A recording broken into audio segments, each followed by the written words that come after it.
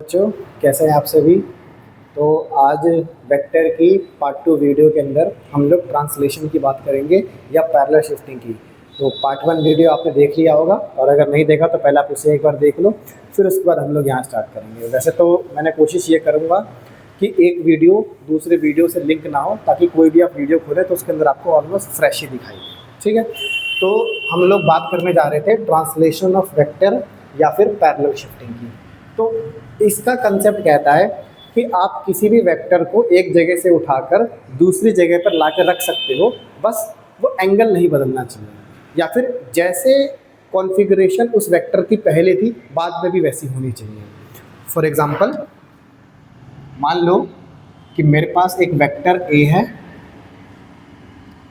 और मैंने कहा कि ये वेक्टर हॉरिजॉन्टल से 30 डिग्री बना रहा है। ठीक है, कोई दिक्कत की बात नहीं है। मुझे इसकी पैरेलल शिफ्टिंग करनी है। पैरेलल शिफ्टिंग का मतलब इस वेक्टर को उठा के यहाँ रखना है, यहाँ रखना है, यहाँ रखना है, यहाँ रखना है, मैं कहीं भी रख सकता हूँ। हम लोग क्या करेंगे बेटा, इस बात का ध्यान रखना, पैरेलल शिफ्टिंग करते टाइम एक बनाएंगे वर्टिकल लाइन, एक बनाएंगे हॉरिजॉन्टल लाइन, है ना। ये हो गई मेरी एक्स एक्सिस और ये हो गई मेरी वाई एक्सिस और ये हो गया इसका ओरिजिन। मुझे इस वेक्टर को उठा के यहाँ पर रखना है, तो क्या करते हैं,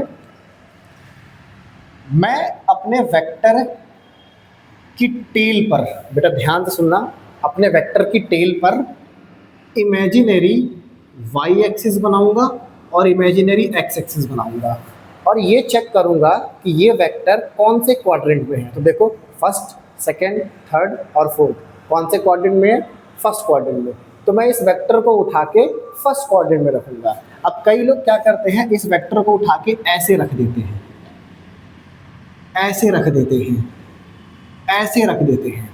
हालांकि ये भी पैरेलल शिफ्टिंग है, लेकिन बेटा मैंने आपको सिखा रखा है, वेक्टर में जो टेल होता है वो रेफरेंस पॉइंट पर होता है और रेफरेंस पॉइंट हमारा ओरिजिन है। तो मुझे क्या करना है, इस ए वेक्टर को उठाना है, इसकी टेल को ओरिजिन पे लाकर रखना है ऐसे फर्स्ट क्वाड्रेंट में। अब यहाँ पर चेक करो कि मेरा ए वेक्टर हॉरिजॉन्टल से कितना एंगल बना रहा है, 30 डिग्री। तो यहाँ पर भी ए वेक्टर हॉरिजॉन्टल से कितना एंगल बनाएगा, 30 डिग्री। Make sense. अगर मैं आपसे ये बोलूँ कि मेरा ये वेक्टर वाई एक्सिस से कितना एंगल बना रहा है, तो आप आसानी से निकाल सकते हो, क्योंकि आपको पता है एक्स एक्सिस और वाई एक्सिस के बीच में टोटल एंगल कितना होता है, 90। तो कॉम्प्लीमेंट्री से ये एंगल कितना आ जाएगा, 60 डिग्री। चलिए एक और ट्राई करते हैं। मान लो कि मेरे पास एक वेक्टर है ऐसे और ये वेक्टर यहाँ से 45 डिग्री बना रहा है। लेट्स से ये मेरा वेक्टर बी है। अब मुझे इस वेक्टर की पैरेलल शिफ्टिंग करनी है। पैरेलल शिफ्टिंग का मतलब इस वेक्टर को उठाना है और अपने कार्टेशियन प्लेन पर आके रख देना है। शर्त ये है कि इस वेक्टर का टेल ओरिजिन पर आना चाहिए। तो मैंने क्या करा, इमेजिनरी वाई एक्सिस बना दी, एक्स पहले से बनी हुई थी। तो अब आप चेक करो कौन से क्वाड्रेंट में है ये, फर्स्ट, सेकंड, थर्ड। तो ये वेक्टर लाके मैंने थर्ड क्वाड्रेंट पर रख दिया। अब मैंने बोला बेटा मुझे शक हो रहा है कि आपने जब ये वेक्टर उठा के यहाँ पर रखा तो शायद आपने वेक्टर हिला दिया। भाई पैरेलल शिफ्टिंग का मतलब वेक्टर वैसे ही रहना चाहिए। तो कैसे इसको कन्विंस करोगे, तो ध्यान से देखो, आप बोलोगे सर एक्स एक्सिस से 45 डिग्री और कौन सी एक्स, नेगेटिव एक्स। तो नेगेटिव एक्स से ये एंगल कितना हो जाएगा, 45 डिग्री। आपने भी वेक्टर की पैरेलल शिफ्टिंग कर। फॉर एग्जांपल, अब अगर मान लो मैंने एक सी वेक्टर दिया ऐसे, इस तरीके से, जो कि बिल्कुल वर्टिकल है। अब इसकी पैरेलल शिफ्टिंग करनी है, तो सी वेक्टर को उठा के यहाँ पर रखना है। कैसे रखना है कि इसकी टेल ओरिजिन पर आ जाए। तो मैं अपने वेक्टर को उठाता हूँ और इसको लाके यहाँ रख देता हूँ और ये है मेरा सी वेक्टर जिसकी टेल ये है। तो आई होप आप लोगों को ये पैरेलल शिफ्टिंग करना आया होगा। हमें बस क्या करना होता है, वेक्टर्स को उठाकर कार्टेशियन प्लेन पर रखना होता है। शर्त ये है कि वेक्टर का टेल यहाँ ओरिजिन पर होना चाहिए और हॉरिजॉन्टल या वर्टिकल से एंगल चेक करना है। बस यही तो करना होता है। अब इसका बहुत यूज़ है, जब आप दो वेक्टर के बीच में एंगल निकालोगे या कोई भी नॉर्मल आप रिजल्टेंट वगैरह निकालोगे तो वहाँ पर ये डायग्राम आपको बहुत मदद करेगा। ट्रांसलेशन ऑफ वेक्टर या फिर पैरेलल शिफ्टिंग। आई होप समझ में आ गया होगा। अभी हम इस पर कुछ और एक दो एग्जांपल और देखेंगे तो और अच्छे से क्लियर हो जाएगा। ठीक है, नेक्स्ट पॉइंट आगे बढ़ते हैं।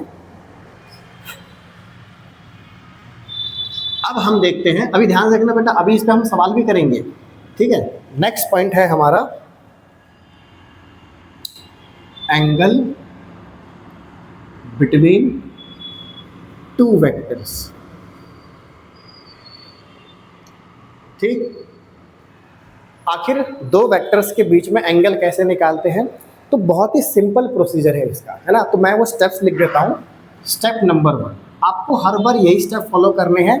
एक दो सवाल के बाद आप जैसे ही इस पर खिलाड़ी बन जाओगे, आप फिर डायरेक्ट करने लग जाओगे। स्टेप नंबर 1 में आपको दोनों वेक्टर को ज्वाइन करना है टेल टू टेल या फिर हेड टू हेड। हम लोग ज़्यादातर केस में टेल से टेल जोड़ते हैं। आप हेड से हेड भी जोड़ सकते हो, कोई दिक्कत नहीं है, पर बाय डिफ़ॉल्ट मुझे टेल से टेल करने की आदत है। ऑब्वियसली सबको टेल से टेल करने में ही कंफर्ट रहता है। तो दोनों वेक्टर को टेल से टेल ज्वाइन करना है। अब ऐसा करने के लिए हो सकता है कि if necessary do parallel shifting, मतलब स्टेप नंबर 1 करने के लिए हो सकता है कि आपको पैरेलल शिफ्टिंग करनी पड़ जाए। अभी तो उसलिए तो सीखा हम लोगों ने। स्टेप नंबर 3, उन दोनों वेक्टर के बीच में, यानी कि एंगल बिटवीन टू वेक्टर, और ये एंगल दोनों वेक्टर के बीच में कहाँ पर देखना है? जहाँ पर टेल से टेल जोड़ा है वही हमारा एंगल होगा। ऐसे तो थोड़ा कॉम्प्लिकेटेड लग रहा है, मैं इसको आसान करने के लिए एक एग्जांपल ही बताता हूँ, है ना। टेंशन नहीं लेना, ये तो मैंने लिख दिया है ताकि जो बच्चा पहली बार पढ़ रहा है उसे समझ में आ सके मुझे एग्जैक्टली कौन से स्टेप्स को फॉलो करना है। फॉर एग्जाम्पल, लेट्स से मेरे पास एक वेक्टर ये रहा ए वेक्टर, और ये है 30 डिग्री, और लेट्स से मेरे पास एक दूसरा वेक्टर है, ये वाला एंगल है 60 डिग्री। अब मुझे इन दोनों वेक्टर के बीच का एंगल निकालना है। तो step number 1, join tail to tail और हेड टू हेड। मैं यहाँ पर टेल से टेल मिलाने जा रहा हूँ, है ना। तो ये वेक्टर का टेल यहाँ पर है, ये वेक्टर का टेल यहाँ पर है। If necessary do parallel shifting. तो मैं काम करता हूँ, फटाफट से अपना कार्टेशियन प्लेन बना देता हूँ, वही एक्स वाई एक्सिस। अब याद करो, ए वेक्टर की पैरेलल शिफ्टिंग करनी है, मतलब ए वेक्टर को उठा के रखना है। कैसे रखना? अब ध्यान से देखना बेटा, इमेजिन करो ये वाई एक्सिस, ये एक्स एक्सिस, तो ये वेक्टर कौन से क्वाड्रेंट में आया? फर्स्ट क्वाड्रेंट में। तो मैंने ए वेक्टर को उठाकर फर्स्ट क्वाड्रेंट पे रख दिया, और ये वाला एंगल कितना बन गया मेरा बेटा? 30 डिग्री, है ना। ए वेक्टर हॉरिजॉन्टल से कितना एंगल बना रहा है? 30 डिग्री। अब बी वेक्टर पर आते हैं, तो फिर से देखो, ये रही मेरी एक्स एक्सिस, ये रही मेरी वाई एक्सिस। तो बताना अब मेरा वेक्टर कौन से क्वाड्रेंट में आया? फर्स्ट, सेकंड क्वाड्रेंट में बी वेक्टर को लाके मैंने रख दिया। बेटा याद रखना, बी वेक्टर को ऐसे लाना है कि बी वेक्टर की टेल इसके ओरिजिन पर आ जाए। मैंने ला के रख दिया। अब बी वेक्टर यहाँ से कितना एंगल बना रहा है? 60 degree. Step number 1 complete, step number 2 complete. अब इन दोनों के बीच का वेक्टर, तो आपके दोनों वेक्टर ये रहे, ध्यान से देखना, ए वेक्टर, बी वेक्टर, इनके बीच का एंगल है ये। तो अब आपको ये निकालना है। तो सिंपल ज्योमेट्री लगा देते हैं। ये लीनियर पेयर, वही स्ट्रेट लाइन पर सभी एंगल का सम 180, तो 60 + 30 कितना हो गया? 90। तो 180 में से 60 + 30 माइनस करेंगे तो कितना आंसर आएगा बेटा? 90 डिग्री। तो ए वेक्टर और बी वेक्टर के बीच का एंगल कितना है? 90 डिग्री। बोलो, आपको बात समझ में आएगी नहीं आई? हम इस तरीके से ये 3 स्टेप्स को फॉलो करना है और दोनों वेक्टर के बीच का एंगल निकालना है। ज़्यादातर केस में हमें पैरेलल शिफ्टिंग करनी पड़ेगी। अगर कभी हमें दो वेक्टर टेल से टेल पहले ही जुड़े मिल जाए तो वहाँ पर पैरेलल शिफ्टिंग करने की ज़रूरत नहीं। आगे बढ़ते हैं, कुछ इस पे 2-3 एग्जाम्पल और समझते हैं, है ना, ताकि इस पे हमारा हाथ बैठ जाए। फॉर एग्जाम्पल, लेट्स से एक वेक्टर ये रहा ए वेक्टर, और एक वेक्टर ये रहा बी वेक्टर, और ये एंगल दे रखा है मुझे 70 डिग्री, है ना। अब इसको हम करते हैं, चलो बहुत आराम से तसल्ली से करते हैं। मैं ना आपको इसी में ही करने का एक तरीका बताता हूँ।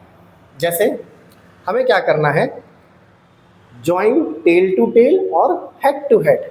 तो मुझे दोनों वेक्टर को टेल से टेल रखना है और हेड से हेड रखना है। अगर कोई सही बच्चा है जिसको कंसेप्ट पकड़ में आ रहा है तो दोनों वेक्टर ऑलरेडी हेड से हेड कनेक्टेड हैं, तो इनके बीच का एंगल लीनियर पेयर से 110 डिग्री वैसे भी आ जाएगा, है ना। हम इसको बहुत तरीके से कर भी सकते हैं। जैसे अगर मैं आपसे ऐसा बोलूं कि क्यों ना मैं इसकी पैरेलल शिफ्टिंग करूं। देखो वैसे तो आंसर मैंने आपको बता दिया है ना, दोनों वेक्टर हेड से हेड जुड़ रखे हैं, लेकिन मुझे इन्हें टेल से टेल जोड़ के दिखाना है। तो आप क्या करो, फर्स्ट ए वेक्टर, बेटा ए वेक्टर नेगेटिव एक्स में है तो ए वेक्टर को उठा के रख दो। कैसे रखना है, ए वेक्टर की टेल यहाँ पर आ जाए। अब आपको बी वेक्टर को उठाना है, तो मैंने आपको क्या सिखाया, वाई एक्सिस एक्स एक्सिस, है ना। देखो वाई एक्सिस एक्स एक्सिस हमेशा टेल पर। तो बताओ कौन से क्वाड्रेंट में, फर्स्ट क्वाड्रेंट में। तो फर्स्ट क्वाड्रेंट में ये रहा मेरा बी वेक्टर, सही है। अच्छा, अब अगर मैं आपसे बोलूँ कि जैसे आप लोगों ने छोटी क्लासेस के अंदर लाइन्स एंड एंगल्स पढ़ा होगा, अगर मैं इस ए वेक्टर के पैरेलल एक लाइन ड्रॉ कर दूं ऐसे। अब बेटा ध्यान रखना, बेसिक ज्योमेट्री हम लोग छोटी क्लासेस में ज्योमेट्री इसलिए तो पढ़ते हैं, तरीका समझा रहा हूँ मैं कि ए वेक्टर के पैरेलल एक लाइन ड्रॉ कर दी तो ये 70, तो ये वाला एंगल भी कितना हो जाएगा 70 डिग्री करस्पॉन्डिंग एंगल, याद करो। तो बी वेक्टर एक्स से कितना एंगल बना रहा है 70, तो बेटा यहाँ से भी कितना एंगल बनाएगा 70। अब मैंने क्या सिखाया, दो वेक्टर को मैंने टेल से टेल मिला दिया, अब इनके बीच का एंगल चाहिए। तो बीच का एंगल तो बेटा यही होगा हमारे पास, ये वाला। तो लगाओ फिर से स्ट्रेट लाइन का फंडा, 180 माइनस 70 कितना आ गया 110। ये तो मैंने पहले ही बता दिया है ना, जॉइन टेल टू टेल और हेड टू हेड। बेटा इतनी मेहनत इसलिए लगी क्योंकि मैं आपको टेल से टेल जोड़ के दिखाना चाह रहा था। आपने अगर पहला पॉइंट पढ़ा है कि टेल से टेल है और हेड टू हेड है, हेड से हेड है, तो एंगल तो वैसे ही निकल गया। देखो ये यहाँ पर हेड से हेड वैसे ही जोड़ रखा है, तो ये तो आंसर कितना आ जाएगा 110। हाँ, लेकिन आपको ये आना चाहिए, हम तो सीख रहे हैं इसीलिए। चलिए एक एग्जांपल इस पे और लेते हैं, है ना। अब इसमें एक अच्छा सा एग्जांपल करते हैं ताकि आपका फंडा और बढ़िया हो जाए। लेट से बेटा कि एक वेक्टर ये रहा, एक वेक्टर ये रहा, एक वेक्टर ये रहा। बहुत ही अच्छा एग्जांपल है बेटा, बहुत पेशेंसली इसको देखना। और अगर आपसे हो गया बिना वीडियो देखे तो इसका मतलब आपको फंडा पकड़ में आ गया है। मैं इसको करने का अभी आपको और शॉर्ट और इफेक्टिव तरीका बताऊंगा, पर जो हमें तरीका है वो तो सीखना ही है ना। अब जो बच्चा पहली बार पढ़ रहा है उसके लिए मैं ऐसा करके दिखा रहा हूँ। अगर कोई रिपीटर बच्चा है तो बस बेटा वो 2 मिनट का वेट करे, मैं भी डायरेक्ट शॉर्टकट भी सिखा दूँगा। तो मैंने बोला बेटा सबसे पहले सारे वेक्टर्स को उठाकर कार्टेशियन प्लेन पे रखने की कोशिश करता हूँ। तो मैंने जैसे ये डायग्राम देखा तो मुझे एक चीज़ समझ में आ गई कि सर ए वेक्टर तो एक्स एक्सिस पे लेटा हुआ है, तो क्या टेंशन करनी है, ए वेक्टर को उठाना है जिसकी टेल लाके यहाँ रखनी है। ये रहा मेरा ए वेक्टर, देखो हुआ कि नहीं हुआ। अच्छा, अब बी वेक्टर को लाना है। अब सर पहले ये तो बताओ बी वेक्टर किधर रखूं, इधर इधर इधर इधर। तो कोई ना कोई तो बच्चा बोल रहा होगा सर बी वेक्टर की टेल पर ये रही वाई एक्सिस, ये रही एक्स एक्सिस, तो बताना कौन सा क्वाड्रेंट, सर सेकंड क्वाड्रेंट। तो बी वेक्टर को उठा के सेकंड क्वाड्रेंट पे रख दिया मैंने ऐसे। कोई मुझे ये बताएगा कि ये जो बी वेक्टर है ये यहाँ से कितना एंगल बना रहा है, सर 60 डिग्री नेगेटिव एक्स से। तो बेटा ये बी वेक्टर इधर से भी कितना एंगल बनाएगा 60 डिग्री, सिंपल। अच्छा, अब सी वेक्टर, चलो अब सोचो भाई सी वेक्टर को कहाँ रखेंगे। एक काम करते हैं, सी वेक्टर की टेल पर वाई एक्सिस एक्स एक्सिस, तो बताना कौन से क्वाड्रेंट में आया, फर्स्ट सेकंड और थर्ड। देखो जरा थर्ड क्वाड्रेंट में आया कि नहीं आया। तो सी वेक्टर को उठाओ, ऐसे उठाओ कि सी वेक्टर की टेल को ओरिजिन पर रख दो और ये रहा आपका सी वेक्टर। अब आप देखो सी वेक्टर में बड़ी समस्या है।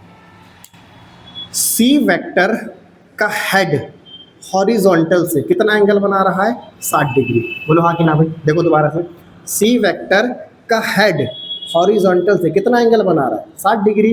तो अगर मैं सी वेक्टर के हेड पर एक हॉरिजॉन्टल लाइन बना दूं तो ये वाला एंगल कितना होगा बेटा? ये सारे बच्चे चीख चीख के कह रहे होंगे सर 60 डिग्री, है ना। लेकिन आप में से कोई एक जना ये भी कह रहा होगा सर ये लाइन और ये लाइन तो पैरेलल है, अल्टरनेट एंगल से ये 60 है, तो मेरे प्यारे बच्चों ये वाला एंगल भी कितना आ जाएगा? 60 डिग्री आ जाएगा। भाई ध्यान रखना, अब हम 8th 9th क्लास में नहीं है कि मैं इन दोनों लाइंस को पैरेलल प्रूफ करूंगा, ये पैरेलल है बेटा और ये ट्रांसवर्सल है, तो ये 60। अब मुझे क्या करना है, ध्यान से बताना बेटा। मैं अगर आपसे पूछूं कि बी वेक्टर और सी वेक्टर के बीच में कितना एंगल है, तो आप बोलोगे sir B vector C vector के बीच में 120 डिग्री है। कोई टफ काम नहीं था, हमने कर लिया। सर मैं अगर ए वेक्टर और बी वेक्टर के बीच का एंगल जानना चाहता हूँ, तो बेटा ए वेक्टर और बी वेक्टर के बीच का एंगल, सर कुछ नहीं पता तो कम से कम ये एंगल तो मुझे पता है 90 होता है, सही बात है। वाई एक्सिस एक्स एक्सिस बेटा याद करो, ये पूरा 90 तो ये 60, तो कॉम्प्लीमेंट्री से ये कितना हो गया 30, तो ये टोटल एंगल कितना हो गया 90 और 30 कितना हो गया बेटा 120। चलो अब अगर मैंने आपसे पूछा ए वेक्टर और सी वेक्टर के बीच में कितना एंगल है, तो ए वेक्टर और सी वेक्टर के बीच में ये एंगल है, तो मेरे ख्याल से ये 90, ये फिर से कितना 30, तो ये आंसर कितना आ जाएगा 120। सही है। तो आपको समझ में आया मैंने किस तरीके से पैरेलल शिफ्टिंग करी और दो वेक्टर के बीच का एंगल निकाला। अब बारी आती है इसको और फास्ट करने की। फास्ट करने के लिए बेटा मैं यहाँ पर एक लाइन लिख रहा हूँ, मैं इसको पहले हल्का सा मिटा देता हूँ, है ना। ये तो हमने लॉन्ग तरीका करा जो हमें आना चाहिए। अब हम इसका एक फास्ट मेथड देखते हैं। बेटा फास्ट मेथड के लिए आपको छोटा सा नोट लिखना पड़ेगा। अगर कहीं पर आपको टेल और हेड जॉइन दिख जाए, टेल और हेड क्या दिख जाए, जॉइन दिख जाए, तो दोनों, मैं हिंदी में लिख रहा हूँ बेटा आपको ताकि बात समझ में आ जाए, दोनों वेक्टर के बीच का एंगल हमेशा उनके बाहर बनेगा। तो पता है अगर आपको ये पॉइंट याद है ना, तो आपको कभी भी पैरेलल शिफ्टिंग करनी ही नहीं पड़ेगी। फॉर एग्जांपल जरा देखना बेटा, ए वेक्टर का हेड बी वेक्टर के टेल से जुड़ा है, तो मैंने बोला जब टेल और हेड जुड़े होते हैं तो दोनों वेक्टर के बीच का एंगल हमेशा उनके बाहर बनेगा। तो ए वेक्टर बी वेक्टर और इनका एक्सटीरियर एंगल ये रहा, तो ये वाला एंगल बेटा कितना हुआ, टोटल 120 180 माइनस 60 कितना आ गया। अब चेक करो ए और बी के बीच में, ए और बी के बीच में टोटल एंगल कितना आया सर 120, एक लाइन में हो गया। अच्छा क्या मैं बी और सी में लगा सकता हूँ, ट्राई करते हैं बेटा। बी वेक्टर का हेड सी वेक्टर के टेल से जुड़ा है, तो जब हेड और टेल जुड़े होंगे तो दोनों वेक्टर के बीच का एंगल हमेशा उनके बाहर बनेगा। तो बेटा इस लाइन को एक्सटेंड करना पड़ेगा ताकि एक्सटीरियर एंगल बन सके। ये है एंगल, तो 160 और ये 180, तो ये कितना आ जाएगा 120। तब चेक करो बी और सी के बीच में, बी और सी के बीच में कितना 120। अच्छा अब मैं वैसे ही लास्ट ए और सी के लिए वेरीफाई कर देता हूँ। देखो ए वेक्टर का टेल सी वेक्टर के हेड से जुड़ा है, तो टेल हेड से जुड़ा है तो दोनों वेक्टर के बीच का एंगल हमेशा उनके बाहर बनेगा। तो इस लाइन को एक्सटेंड कर दो तो ये वाला एंगल कितना आ जाएगा बेटा, अगेन 120। तो इस तरीके से आप डायरेक्ट टेल हेड के कंसेप्ट से भी दो वेक्टर के बीच का एंगल निकाल सकते हो। हाँ आपको ये आना चाहिए। मैं इस सवाल को बहुत आराम से बहुत टाइम लेकर इसलिए करवाया मैंने ताकि आपको मैं पैरेलल शिफ्टिंग सिखा सकूँ, अदरवाइज अब तो आप खिलाड़ियों की तरह डायरेक्ट। जैसे एक इलस्ट्रेशन और लेते हैं, देखो यही मेन चीज़ है। अगर आपको ये करना आ जाएगा तो आपको एफबीडी में कभी दिक्कत नहीं आएगी, लॉज ऑफ मोशन में कभी दिक्कत नहीं आएगी। इसी में ही हमें अपना टाइम देना है। नेक्स्ट एग्जांपल, मान लो ये रहा मेरा ए वेक्टर, ये रहा मेरा बी वेक्टर और ये रहा मेरा सी वेक्टर। मैंने बोला ये वाला एंगल 90 डिग्री है, ये वाला एंगल लेट से बेटा 60 है और ये वाला एंगल लेट से बेटा 30 है। तो मैंने बोला मुझे तीनों के बीच का एंगल बताओ। तो मैं चाहूँ तो अब इस सवाल को दोबारा से बेटा कार्टेशियन प्लेन पर एक एक वेक्टर को उठा उठा के रख के कर सकता हूँ, लेकिन अब तो हम खिलाड़ी बन गए हैं। चलो देखते हैं कैसे खिलाड़ी बने हैं। बेटा ए वेक्टर का हेड बी वेक्टर के टेल से जुड़ा है, तो इन दोनों के बीच का एंगल तो इनके बाहर बनेगा। अगर ये 90 तो ये भी कितना 90। इसका मतलब बी वेक्टर और ए वेक्टर के बीच में कितना एंगल है प्यारे बच्चों 90 डिग्री। अच्छा अब जरा बी और सी को हैंडल करते हैं।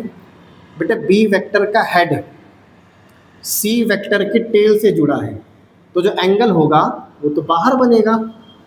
बेटा ये पूरा एंगल कितना 180, तो 30 हटा दो, तो बेटा बी वेक्टर और सी वेक्टर के बीच में कितना एंगल बनेगा 150 डिग्री।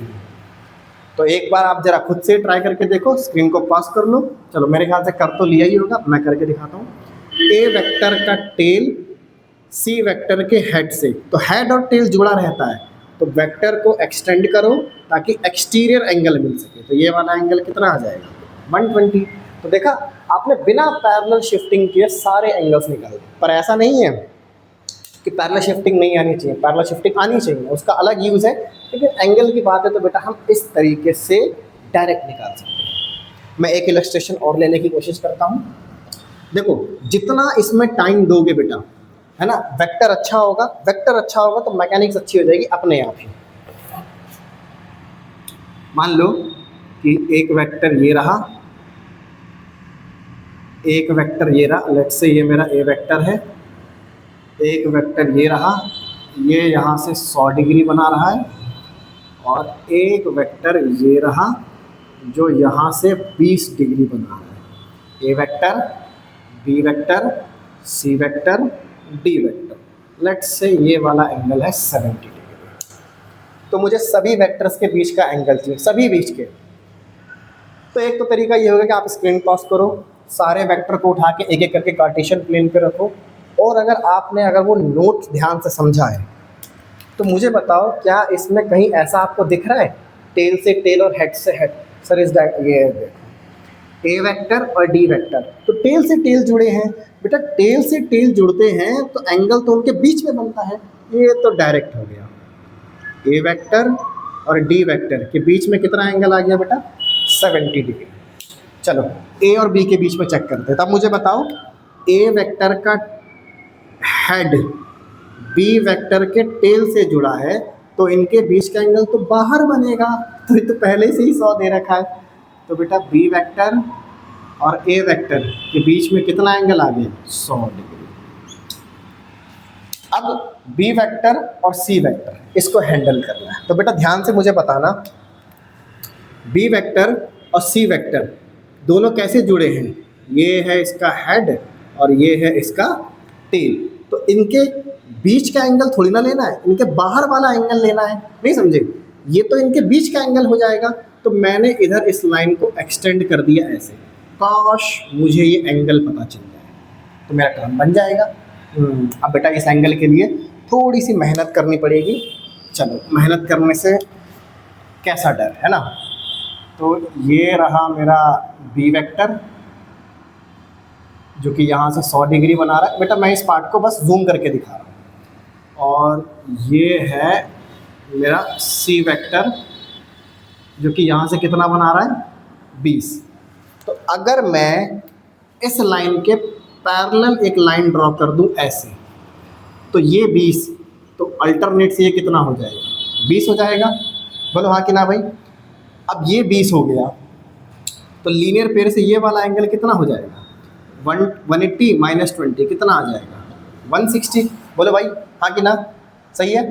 अच्छा अब मुझे तो ये वाला एंगल निकालना था, तो अब मुझे बताओ ये वाला एंगल कैसे निकलेगा। मैं एक काम करता हूँ, ये था मेरा बी वेक्टर, ये था मेरा सी वेक्टर, मैंने सारे एंगल्स तो निकाल दिए, अब ये वाला एंगल निकालना है। तो अब सोचो इस वाले एंगल के लिए मुझे किस एंगल की नीड पड़ेगी। तो फिर से देखो, अगर मैं दोबारा से इसको कार्टेशियन पे रखने की कोशिश करूँ तो बी वेक्टर मेरे ख्याल से बेटा ये बन रहा है, बी वेक्टर ये वाला एंगल। अच्छा देखो ये 90, तो ये कितना आ जाएगा 10।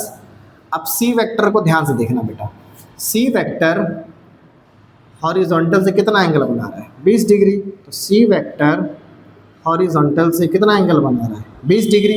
तो तुमको तो ये वाला एंगल पता करना था, ये वाला।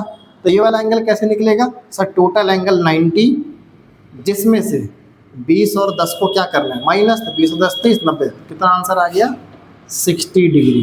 बेटा ध्यान रखना, कभी कभी ऐसे बात नहीं बन पाती है तो हम लोग क्या करते हैं, इस तरीके से भी कर सकते हैं। हालांकि मैं यहाँ से भी ला सकते हैं, पर वही बात है, यहाँ पर हमारे स्टेप्स बढ़ जाएंगे, एंगल वगैरह फालतू निकालने पड़ जाएंगे। तो बेहतर ये है कि कार्टेशियन प्लेन में ला के रख दो। याद रखना बेटा, हर चीज़ का अलग सिग्निफिकेंस है। आप चाहो तो यहाँ भी रख सकते हो, यहाँ पर आपको फिर मैथ लगानी पड़ जाएगी बहुत ज़्यादा। मैंने बोला इतना क्या कर रहा है, ऐसे यहीं पर लगा देते हैं। तो इस तरीके से हम लोग दो वेक्टर के बीच का एंगल और पैरेलल शिफ्टिंग। तो मैं आपको एक सवाल होमवर्क के लिए देता हूँ, एक दो सवाल आप ट्राई करना कि उसमें एंगल कितना बनेगा। देखो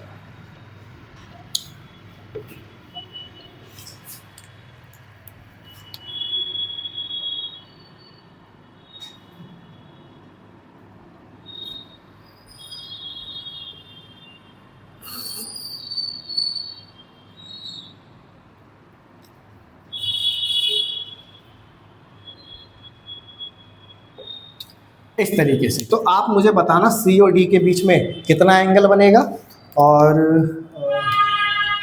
चाहो तो उसमें पैरेलल शिफ्टिंग कर सकते हो या कार्टेशियन प्लेन में लगा सकते हो, दोनों के बीच का एंगल निकालना है आपको। आज वाली क्लास के अंदर हम लोगों ने सिर्फ कोशिश ये करी है कि कैसे एक वेक्टर को एक जगह से दूसरी जगह उठाना है, उनके बीच का एंगल देखना है। नेक्स्ट क्लास में हम लोग एडिशन ऑफ वेक्टर स्टार्ट करेंगे, अब उसके बाद फिर रेजोल्यूशन स्टार्ट करेंगे। ये मैंने इसलिए कवर करा है ताकि अब आपको एडिशन में कभी दिक्कत नहीं आएगी। आपको वेक्टर से खेलना आ गया, उठाना, इधर पलटना, सब कुछ आ गया, आप आसानी से आप सारे ऑपरेशन कर सकते हो। नेक्स्ट क्लास में हम लोग एडिशन में मिलेंगे। ठीक है, थैंक यू।